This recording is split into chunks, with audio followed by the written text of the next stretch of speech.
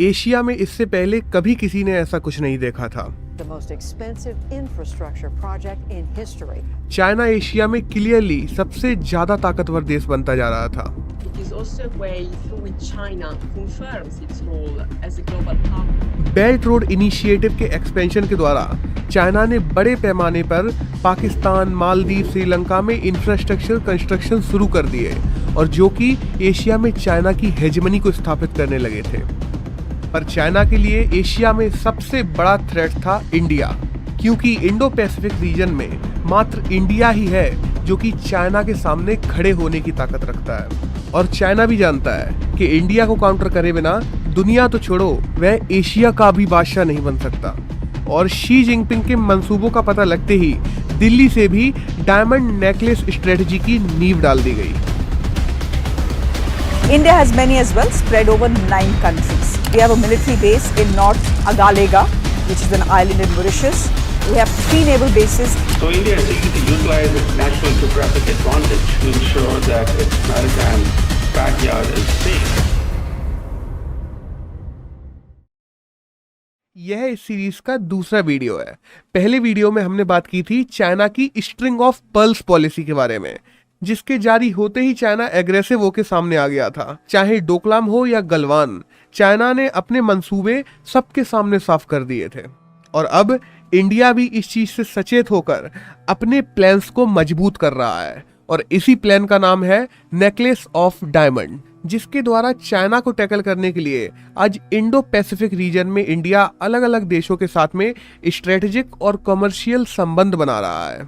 Necklace of diamond term का इस्तेमाल सबसे पहले भारत के फॉर्मर फॉरेन सेक्रेटरी ललित मान सिंह ने 2011 में किया था।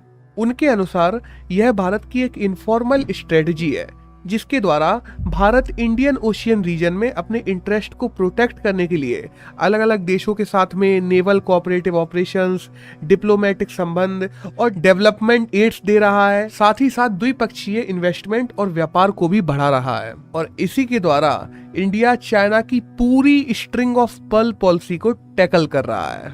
और यह नेकलेस ऑफ डायमंड पॉलिसी क्या है और इसके एक एक डायमंड के बारे में हम लोग इस वीडियो में डिटेल में बात करेंगे। शुरुआत करें भारत के टॉप डायमंड के साथ, तो यह बे ऑफ बंगाल में भारत की खुद की टेरिटरी अंडमान एंड निकोबार है, जो कि सालों से चाइना के आंख में कांटे की तरह चुभ रहे हैं, क्योंकि चीन की मलक्का डायलेमा की प्रॉब्लम को यह और ज्यादा बढ़ा देते हैं। और साथ ही साथ भारत भी इस जगह को लगातार मॉडर्नाइज करने में लगा हुआ है। भारत यहाँ की मिलिट्री फैसिलिटीज को समय दर समय बढ़ाता रहता है। भारत ने 2019 में यहाँ पे 56 करोड़ का एक इंफ्रास्ट्रक्चर डेवलपमेंट प्लान शुरू किया है और साथ ही साथ यहाँ पे एडिशनल वॉरशिप, ट्रूप्स और एयरक्राफ्ट को भी तैनात किया गया है। 24 जनवरी 2019 को NAS शिवपुरी की फैसिलिटी को एक्सपेंड करते हुए इंडियन नेवी ने INS कुहासा नाम से यहाँ पे नया नेवल बेस कमीशन किया, जो कि INS उत्कर्ष और INS बाज के बाद अंडमान निकोबार का 3rd नेवल बेस है। भारत का अगला डायमंड है इंडोनेशिया, जो कि भारत के लिए एक बहुत ही महत्वपूर्ण मित्र है। यहाँ के सुमात्रा में स्थित सवांग पोर्ट पर भारत ने अलग अलग इंफ्रा डेवलपमेंट प्रोजेक्ट में इन्वेस्टमेंट भी किया है और साथ ही साथ भारत इसी क्षेत्र में एक डीप सी पोर्ट भी बिल्ड कर रहा है। इंडोनेशिया के द्वारा भारत को 2018 में ही यहाँ की मिलिट्री एक्सेस भी दे दी गई थी और आज भारत अपने नेवल शिप्स जैसे कि INS सुमित्रा और कोस्ट गार्ड शिप जैसे कि INS विजित के द्वारा इस आइलैंड को लगातार विजिट करता रहता है। सवांग पोर्ट मलक्का स्ट्रेट के एकदम माउथ पे स्थित है और साथ ही साथ यह अंडमान निकोबार के भी एकदम नजदीक है, जो कि इस क्षेत्र का एक इकोनॉमिक ट्रैफिक जोन है। भारत का अगला डायमंड है सिंगापुर, जहां पे भारत चंगी नेवल एयरबेस को डेवलप कर रहा है। यह बेस मलक्का के माउथ पे और साथ ही साथ वेस्टर्न एज के पास सिंगापुर स्ट्रेट पर स्थित है। 2017 के साइन एग्रीमेंट के अनुसार चंगी नेवल पोर्ट भारत को लॉजिस्टिकल सपोर्ट भी उपलब्ध करवाता है। साउथ चाइना सी में चाइना के बढ़ते एग्रेशन और डिस्प्यूट के चलते सिंगापुर भारत के साथ एंगेजमेंट बढ़ा रहा है और साथ ही साथ भारत भी इसका बहुत फायदा उठा रहा है। भारत का अगला डायमंड है फिलीपींस, जिसके साथ भारत के संबंध हर आए दिन और ज्यादा अच्छे होते जा रहे हैं। अगस्त 2011 में दोनों देशों ने साउथ चाइना सी में बिना चीन से डरे हुए एक बायलैटरल नेवल एक्सरसाइज को भी अंजाम दिया था। इसके अलावा $375 मिलियन डील के तहत भारत से ब्रह्मोस को भी फिलीपींस इंपोर्ट करवाया जा रहा है। यह एक हिस्टोरिकल डील है क्योंकि इससे पहले भारत ने ब्रह्मोस किसी भी कंट्री को एक्सपोर्ट नहीं किया है।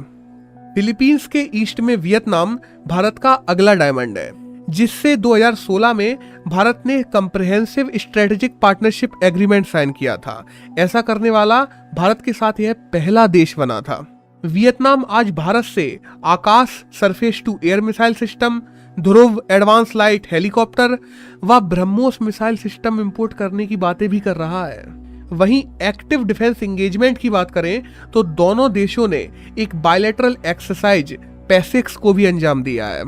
भारत का अगला डायमंड है जापान, जो कि भारत के डायमंडों में प्रमुख है।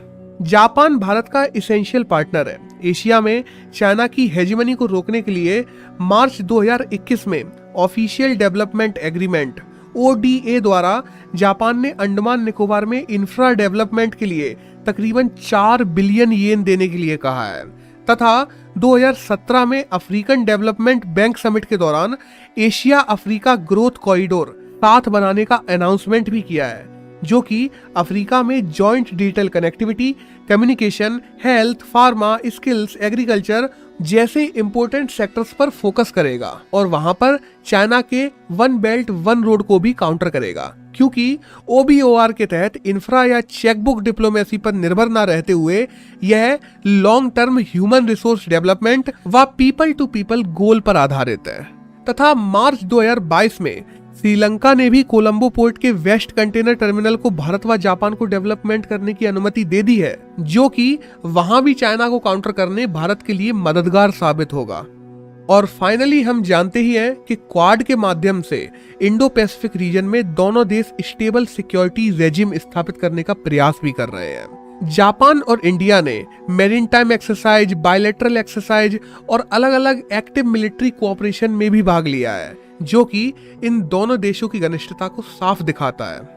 भारत की डायमंड ऑफ नेकलेस की अगली चेन है मंगोलिया, जो कि सेंट्रल एशिया में है। 2015 में पीएम मोदी पहले इंडियन पीएम बने जो कि यहाँ की विजिट पे गए थे, जिन्होंने एक्ट ईस्ट पॉलिसी के तहत मंगोलिया से रिलेशन को और आगे बढ़ाया है और स्ट्रेटेजिक पार्टनरशिप में बदला है। साथ ही साथ भारत ने मंगोलिया को तकरीबन $1 बिलियन का लाइन ऑफ क्रेडिट भी दिया है, जो कि मंगोलिया के साउथ में डोर्नोवोर प्रोविंस में मंगोलिया की पहली ऑयल रिफाइनरी बनाने के लिए मंगोलिया उपयोग करेगा। साथ ही बायलैटरल एयर कोऑर्डिनेशन सेटअप भी किया जा रहा है, जो कि सिक्योरिटी कंसर्न्स के लिए बहुत जरूरी है। मिलिट्री कोऑपरेशंस की बात करें तो नोमैडिक एलिफेंट हो या खान क्वेस्ट, दोनों देशों ने कई बायलैटरल मिलिट्री एक्सरसाइज भी किए हैं, जो कि दोनों देशों में एक्टिव मिलिट्री कोऑपरेशन को दिखाती है। भारत का अगला डायमंड है ईरान, जहां पे भारत ने चाबहार पोर्ट बना रखा है।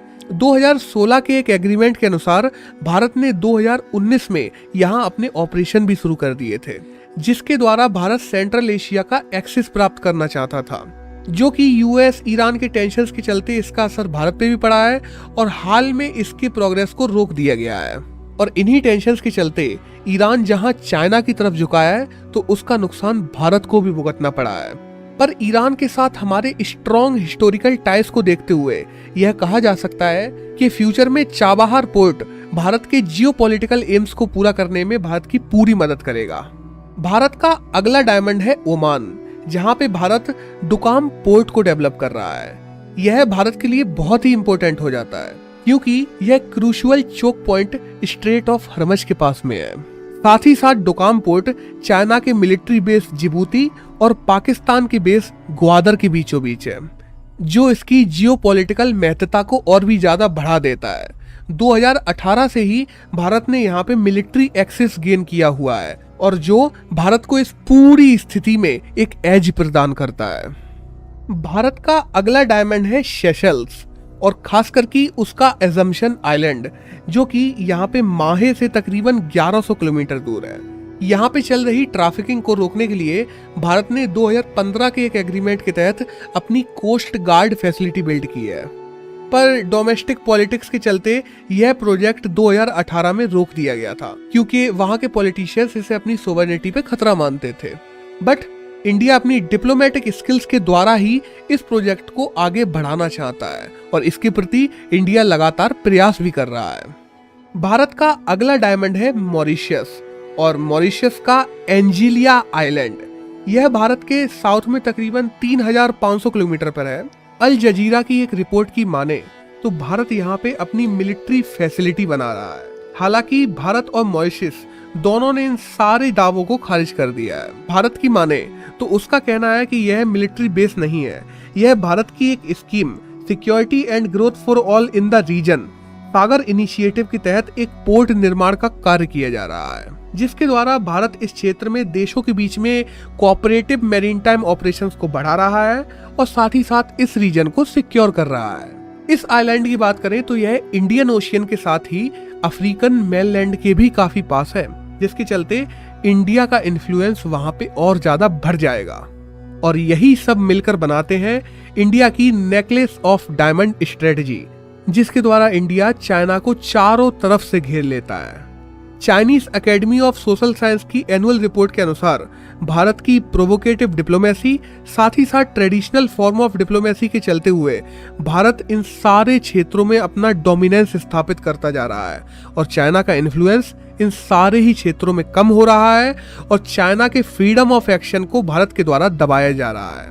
और यह साफ दिखाता है कि भारत का नेकलेस ऑफ डायमंड चाइना के इनिशिएटिव स्ट्रिंग ऑफ पर्ल्स को कैसे काउंटर करता है। हालांकि नेकलेस ऑफ डायमंड हो या स्ट्रिंग ऑफ पर्ल्स, दोनों की अपनी खामियां हैं और अपनी खूबियां भी हैं, जिनके बारे में हम अगली वीडियो में बात करेंगे। धन्यवाद।